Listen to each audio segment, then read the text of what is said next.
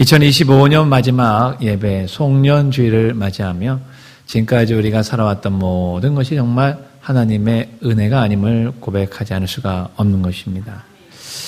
기대와 설렘과 또 기도와 다짐 그리고 변화와 발전을 바라보면서 시작했던 2025년이 어느덧 저물어가고 있는 것입니다. 이 시점에 오면 누구나 지난 한 해를 돌아보는 시간을 갖게 되는 것이죠. 만약 그런 시간조차 가지지 않고 그냥 오로지 바쁘게, 오로지 돈, 또 오로지 세상의 정욕과 쾌락의 그 경주에 계속해서 몰입하게 가고 있다면 새로운 2026년을 맞이해 본들 숫자 하나의 변화, 나이 한 살 더 먹는 것이고 그리고 나이의 무게만 더 넘어가는 그런 시간이 되게 될 것입니다. 하지만 적어도 이 시간 하나님 앞에 나와서 예배를 드리는 저와 여러분들은 더 경건하게 좀 더 하나님을 경외하는 마음으로 2025년의 마지막 이 주일 예배를 드리고자 나온 줄로 믿습니다. 오늘 이 시간에 하나님의 분명한 음성을 들으시고 또한 결단하고 또한 주님께 더 가까이 나아갈 수 있는 시간이 되시기를 간절히 축원합니다. 여러분 한 해를 어떻게 보내셨습니까? 이 질문에 여러 많은 반응들이 있을 것입니다. 그냥 열심히 하려고 했지만 작심삼일이 되었습니다. 또 한 달, 두 달, 세 달은 정말 내가 원하는 계획대로 잘 되었었는데 갑자기 건강이 안 좋아졌습니다. 또 갑자기 경제가 안 좋아졌습니다. 그렇게 갑작스럽게 다가온 장애물이나 또 벽처럼 느껴지는 것들로 인하여서 그만 주저앉아 버리고 작년이나 올해나 별반 다름없이 마감을 하시는 분도 있을 것입니다. 사실 우리가 무엇에 도전하려고 할 때마다 참 신기할 정도로 장애물이 앞에 다가옵니다. 비근한 예를 든다면 여러분이 이제 송구영신 예배를 드리고 나서 신년을 맞이해서 내가 진짜 올해에는 새벽 기도회를 꼭 한번 해보자. 그것이 일주일이든 아니면 한 달이든 내가 새벽 기도회를 한번 꼭 해보자 이러면 꼭 그렇게 마음먹은 그날 아니면 그 주에 문제가 꼭 생긴다는 것이에요. 그런 경험 있으세요? 없으세요? 있습니다. 많이 있습니다. 감기에 걸린다거나 갑자기 진짜 몸살이 걸린다거나 집안에 뭔 일이 생긴다거나 아프거나 사건이 발생한다거나 반드시 그런 일이 생깁니다. 그게 왜 그럴까요? 하나님 앞에 가까이 가고 하나님을 더 깊이 알고 정말 더 넓은 높고 깊은 영적 세계를 경험하려고 하니까 사탄이 곧바로 태클을 걸고 들어오는 것이죠. 그래서 그 장애물과 그 벽을 넘어야 되는데 넘지 못하고 거기에서 다시 빠꾸해서 가는 분들을 참 많이 보고 있는 것입니다. 어쩌면 2025년이라고 하는 이 시간을 바로 그러한 시각에서 여러분 앞에 펼쳐진 이 세상이 어쩌면 너무 큰 벽처럼 느껴져서 도저히 오를 수 없다 이렇게 생각하시는 분도 있을 것입니다. 그러면서도 여전히 내 마음속에는 막 불같은 꿈과 비전이 활활 타오르고 있습니다. 하지만 내 몸에서는 연기만 풀풀 나고 있는 것이죠. 나이가 들어서 이제는 힘이 빠져서 이제는 기력이 없어지고 돈도 없어지고 이래서 나는 더 이상 열정을 태울 수가 없어 이렇게 생각하는 분들이 있을 것입니다. 우리 앞에 놓여있는 벽에 부딪혀 있을 때 과연 우리는 어떠한 반응을 보일까? 이것을 실제적으로 이 미국의 카네기 멜론대 컴퓨터 공학 교수였던 랜디 포시라는 박사가 실험을 해본 적이 있다는 것입니다. 즉 사람을 벽 앞에 세워두는 실험을 오래 했다는 겁니다. 사람들이 벽 앞에 사람을 세워두면 어떤 반응을 보일까? 이걸 보이는 것이죠. 대부분의 사람들은 얼마 지나지 않아서 그 벽에서 뒤돌아갔다는 거예요. 소수의 사람만이 벽 너머에 뭐가 있지 않을까 해서 벽을 올라가서 벽을 넘어가 보고 하는 그런 경험을 했다는 것이죠. 그래서 이 교수가 이 소수들, 벽을 마주했을 때 그 벽을 넘어가 본 그 사람들을 또 조사를 해보고 연구를 해봤더니만 이 사람들이 사회를 주도하는 주도적인 인물이 되었다는 것을 발견하게 된 것입니다. 그래서 내린 결론이 뭐냐 하면 우리에게 한계를 뛰어넘어 새로운 행동을 하는 사람만이 발전한다라는 결론을 이 연구 결과를 통해서 우리에게 주고 있다 하는 것입니다. 위 실험에서 나왔던 벽이라고 하는 것, 이것은 바로 사람의 앞길을 막아서는 장애물이고 또한 사람과 사람 사이를 갈라놓는 담이 분명하다 하는 것입니다. 그래서 우리는 장애물을 앞에 만나면 대부분 당연히 그 장애물을 돌아가길 원하거나 돌아갈 수 없으면 그것을 뒤돌아가게 마련인 것이죠. 그 장애물을 넘어서 내가 저 벽 뒤에 있는 것을 봐야 되겠다라고 적극적으로 그렇게 나가는 사람은 소수에 불과하다 하는 것이었습니다. 이 벽이라고 하는 것을 인생의 장애물로 여기지 않고 또 그 벽을 뛰어넘어야 되겠다라고 생각하는 그 사람은 그 사람의 생각이나 뜻이나 의지와 능력을 더 한층 뛰어넘을 수 있게끔 만드는 디딤팔로 장애물을 사용하고 있는 것입니다. 여러분은 어떠십니까? 우리가 만나는 장애물을 그냥 벽을 이제는 장애가 있으니까 못해 라고 생각하고 그냥 주저앉아 있으십니까? 아니면 그것을 디딤팔로, 디딤돌로 삼고 다시 한번 뛰어넘을 수 있는 그런 마음 자세를 가지고 나가고 있으십니까? 2025년 송년주의를 맞이해 보면서 한번 지나온 날들을 생각해 보시길 바랍니다. 이제 송년회를 여러분이 이제 많이 갖게 되니까 송년회 뷔페를 가게 되면 여러분이 즐겨 드시는 회를 또 여러분이 먹을 수 있을 것입니다. 여러분 회 많이 있지만 참치에도 많이 있지만 참치는 좀 비싸잖아요. 그죠? 좀 싸면서도 많이 먹을 수 있는 부드러운 회, 무슨 회일까요? 연어회죠. 연어회. 이 연어라고 하는 이 물고기 참 강에서 태어났다가 이제 바다로 가서 크게 자란 다음에 다시 자기가 태어났던 고향으로 돌아오는 참으로 참 신비한 물고기인 것입니다. 근데 이 연어를 그냥 맛만 좋은 물고기로 생각해서는 안 됩니다. 연어가 바다에서 자기가 태어난 그 강가로 다시 오기까지 그 연어가 거치는 그 과정은 얼마나 고통과 시련과 연단과 도전과 장애를 맞고 있는지를 기억하셔야 되는 것이죠. 이 바다에서 이제 다 자란 이 연어들은요, 한 3개월에 걸쳐서 자신이 태어난 그곳으로 돌아온다고 합니다. 하루에 약 15km 정도를 이동해야 한다는 것이죠. 15km면 여러분, 우리가 4km를 1시간에 걸으니까 4, 4, 16, 4시간을 꾸준히 없이 걷는 그런 거에 해당이 되는 것이잖아요. 그 요따만한 물고기가, 미물이. 얼마나 이 지느러미 짓하면서 애타면서 올라올까. 여러분, 물은 위에서 아래로 흐르는 게 자연스럽잖아요.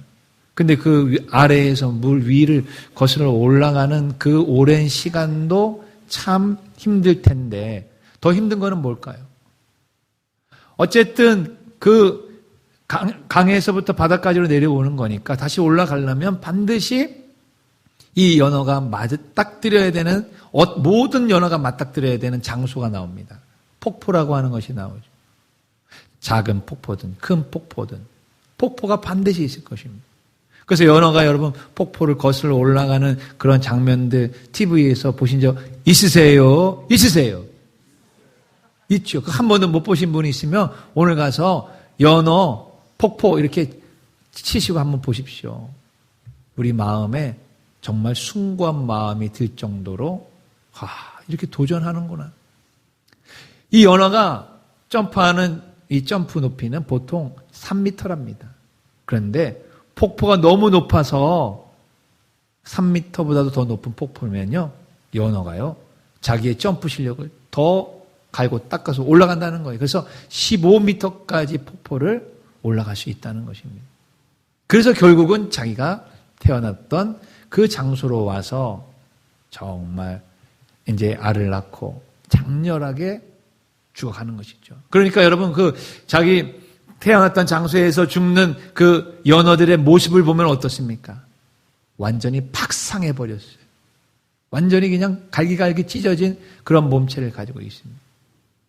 이러한 연어들, 그 연어들의 그 숭고한 그 자기의 본향을 찾아서 오는 이 회귀 본능을 하나님께서 주신 것은 당연할 것이고, 그러나 무엇보다도 그 긴 시간 동안 결코 포기하지 않고 폭포의 장애물과 폭포의 벽을 뛰어넘어서 올 수 있었던 그 미물, 물고기 한 마리. 우리는 그냥 연어회 먹으면서 아이고 맛있다, 맛있다, 맛있다, 맛있다 이것만 생각하지, 그 연어가 이렇게까지 숭고한 정신을 우리에게 가르쳐주는 그런 물고기인지는 모를 수도 있을 것입니다. 여러분, 우리 앞을 막고 있는 벽이 높고 두터울지라도 이 연어 앞에 놓여있는 폭포만큼 높겠습니까? 요따만한 물고기 앞에 15m의 폭포는 그야말로 난공불락일 것입니다. 미물인 연어가 15m 높이의 폭포를 거슬러 올라가는 그 힘의 절반만이라도 우리가 최선을 다하며 모든 일을 매진해 본다면 못할 일이 무엇이 있겠습니까? 안 될 일이 무엇이 있겠습니까? 반드시 되고도 남는 역사가 우리 앞에 있게 될 것을 믿으시기를 간절히 바랍니다. 우리 인간에게 주신 모든 역경을 이겨낼 수 있는 이 역경 극복 지수라고 하는 것이 높으면 높을수록 그 사람은 IQ나 아니면 그 사람은 감성보다도 역경 극복 지수가 높은 사람이야말로 이러한 장애물과 벽을 만났을 때의 것을 뛰어넘고 그리고 승리할 수 있게 되는 것입니다. 이 역경 극복 지수라고 하는 이 말은 미국의 커뮤니케이션의 이론가인 폴 스톨츠라고 하는 사람이 말했는데요. 그 정의는 이렇습니다. 자, 역경 극복 지수 정의를 한번 띄워주시면 같이 한번 읽겠습니다. 많은 역경에도 굴복하지 않고 냉철한 현실인식과 합리적인 판단을 바탕으로 끝까지 도전하여 목표를 성취하는 능력입니다. 여러분, 이것이 세상적인 역경 극복 지수라고 한다면 저와 여러분은 이 역경 극복 지수 플러스 더 놀라운 능력이 우리에게 있다는 사실을 여러분 기억하십니까? 죽음을 이기시고 부활하신 예수 그리스도의 그 믿음이 그 역경 극복 지수에 포함이 되어져 있다면 과연 우리가 할 수 없는 일이 무엇이 있겠습니까? 안 될 일이 무엇이 있겠습니까? 이런 믿음과 이러한 신앙의 모습들이 우리에게 있기를 간절히 축원합니다.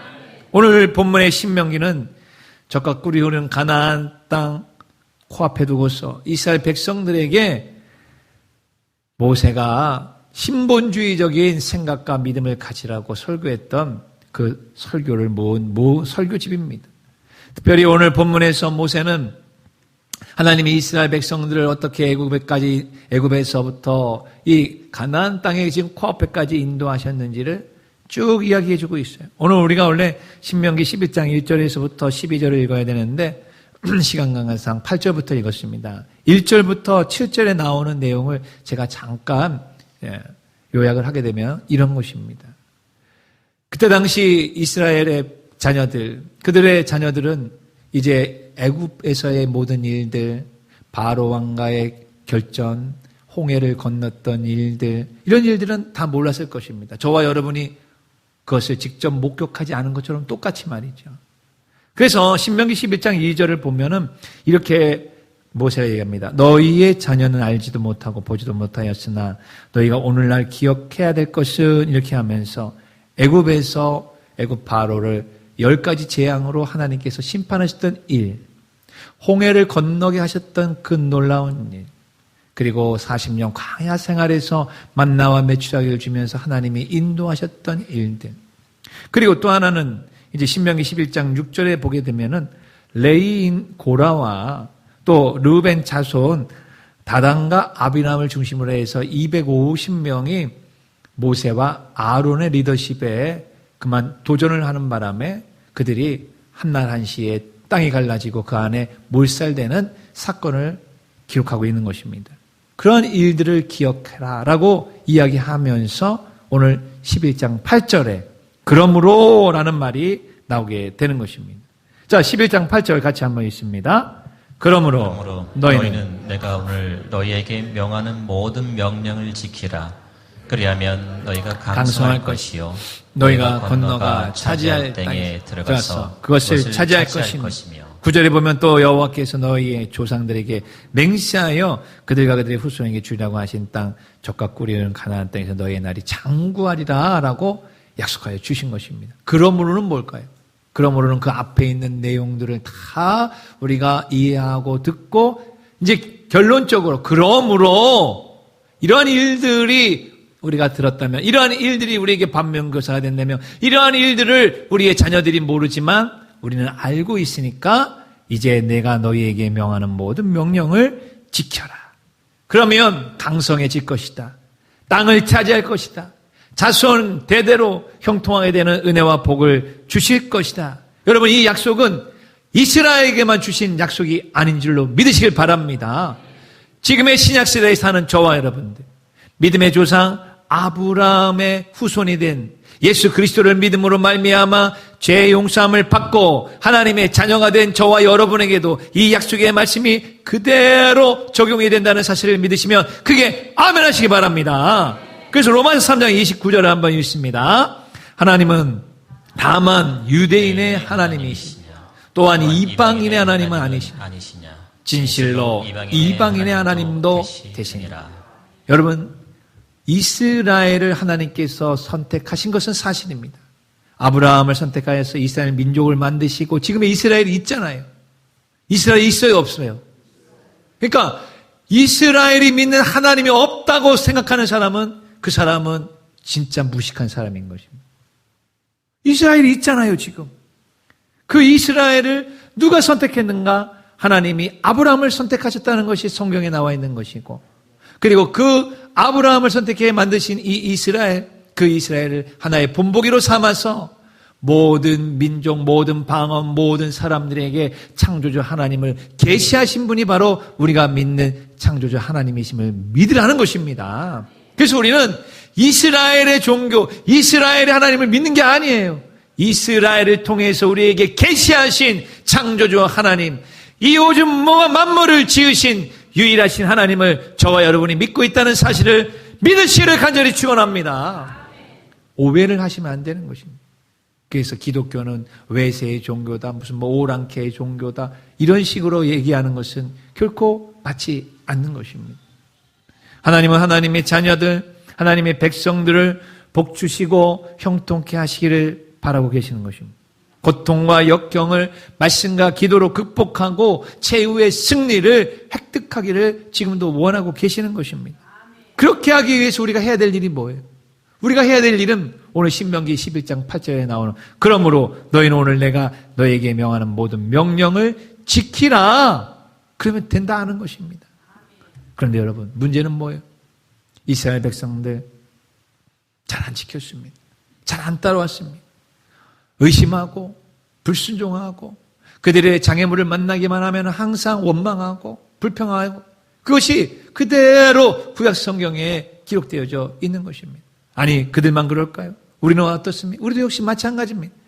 분명히 하나님께서 여호수아에게 명령하시고 모세에게 명령하셨던 것처럼 말씀을 잘 따라 행하고 그 말씀대로만 지켜 행한다면 너희에게 형통함과 잘됨과 자녀들이 번성함과 적들을 이기고 우리가 정말 하나님의 영광의 도구가 될 수 있다는 사실을 분명히 말씀하셨는데 불구하고 우리는 그렇게 따라가지 않는다 하는 것입니다. 지난 한 해 동안 여러분, 우리가 여호수아 1장 8절을 가지고 평영인생이라고 하는 말씀을 가지고 지금까지 왔습니다. 같이 한번 읽습니다. 이 율법책을 내 입에서 떠나지 말게 하며 주야로 그것을 묵상하여 그 안에 기록한 대로 다 지켜 행하라. 그리하면 내 길이 평탄하게 될 것이며 내가 형통하리라. 성경에 보면 지켜 행하라는 말씀이 많이 나옵니다. 근데 우리는 개신교 교인으로서 맨날 믿으면 구원받는다, 믿기만 하면 된다, 믿기만 하면 잘 된다, 믿기만 하면 모든 것이 다 형통한다, 이렇게만 여러분이 알고 있는 것이 많습니다. 반만 알고 있는 것이. 믿으면 어떻게 돼야 돼요? 지키는 것입니다. 믿으면 행하는 것입니다. 내가 정말 하나님의 자녀요. 하나님이 나의 모든 죄와 모든 죽음을 다 가져가시고 나에게 참된 자유를 주셨다면 내가 이제 하나님의 자유인으로서 하나님의 백성으로서 그렇게 살면 되는 것입니다.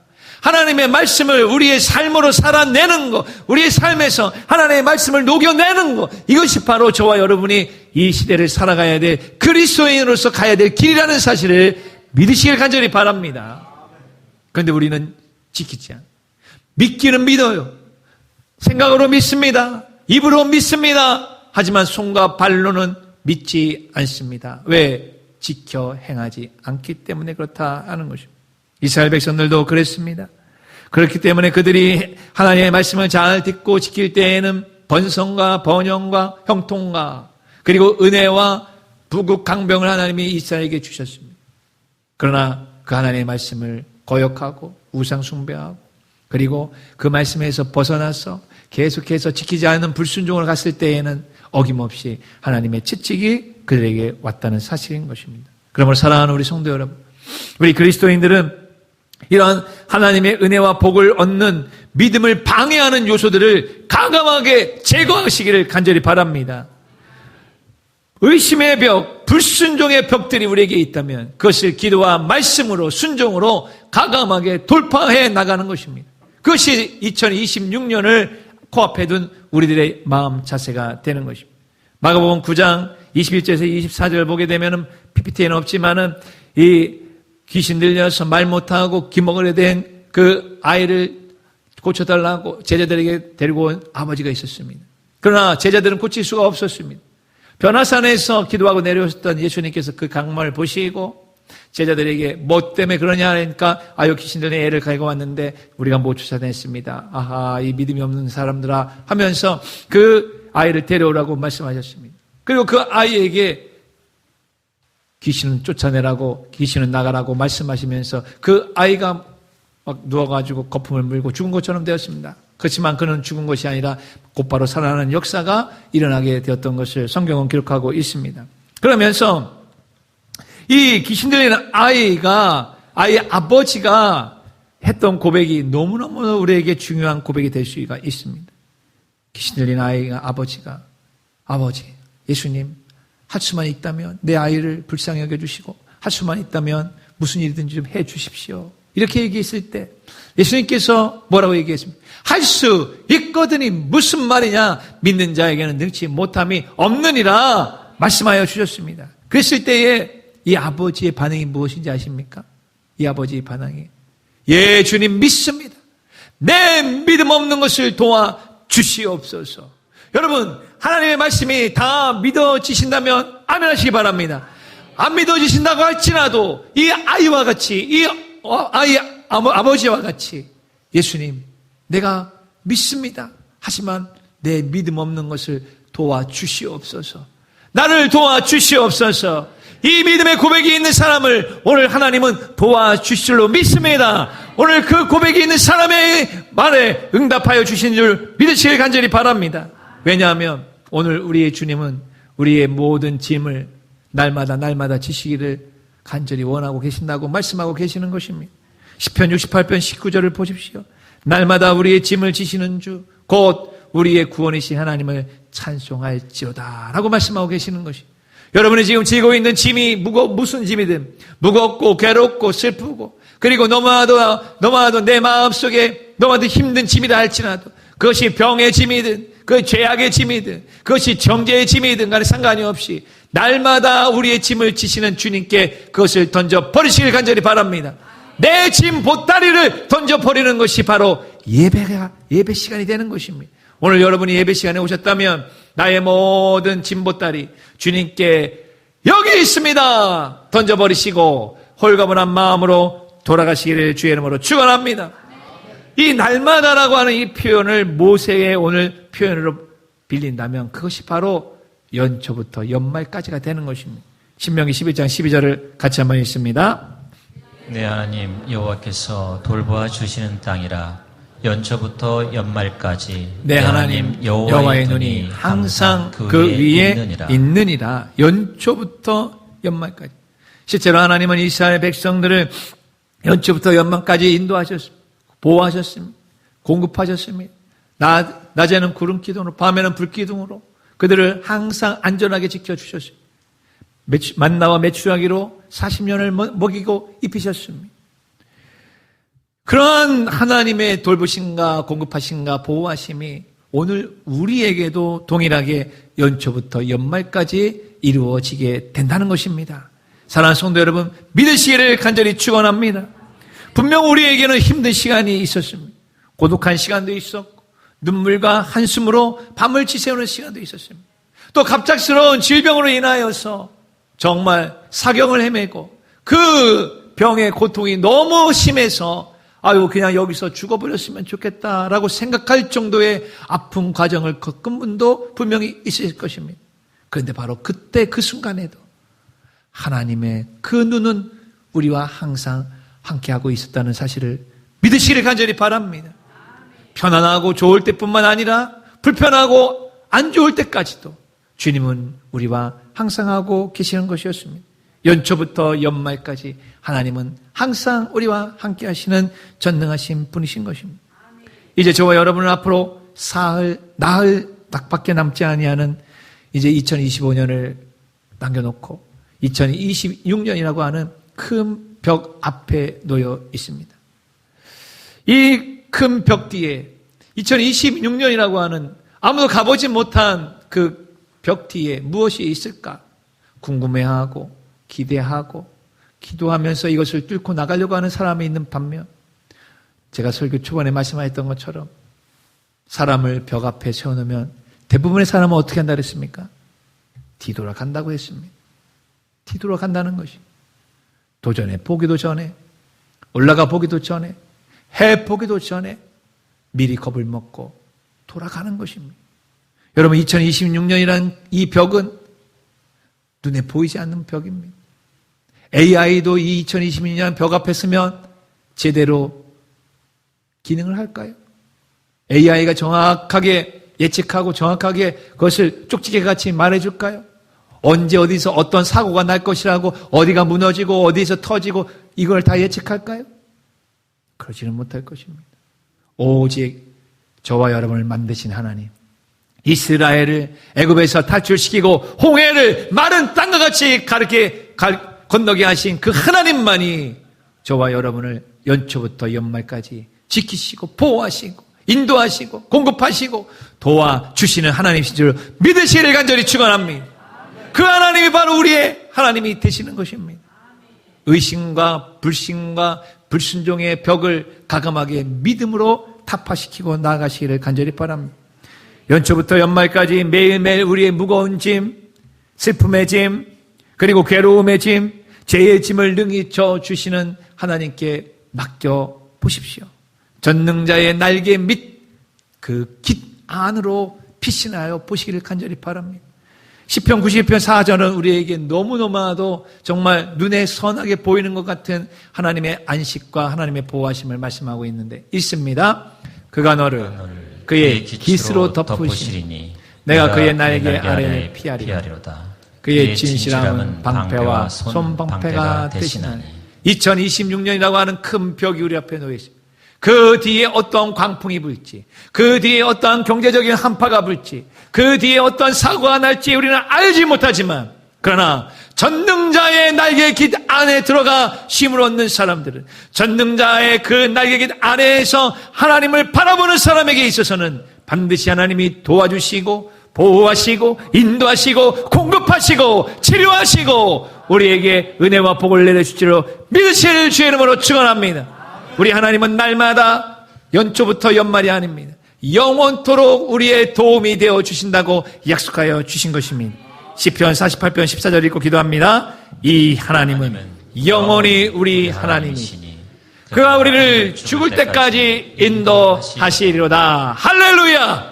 연초부터 연말까지가 아니라 날마다가 아니라 영원토록 우리와 함께 하시는 그 하나님이 우리의 하나님, 저와 여러분의 하나님이 되심을 이 시간에 축원합니다.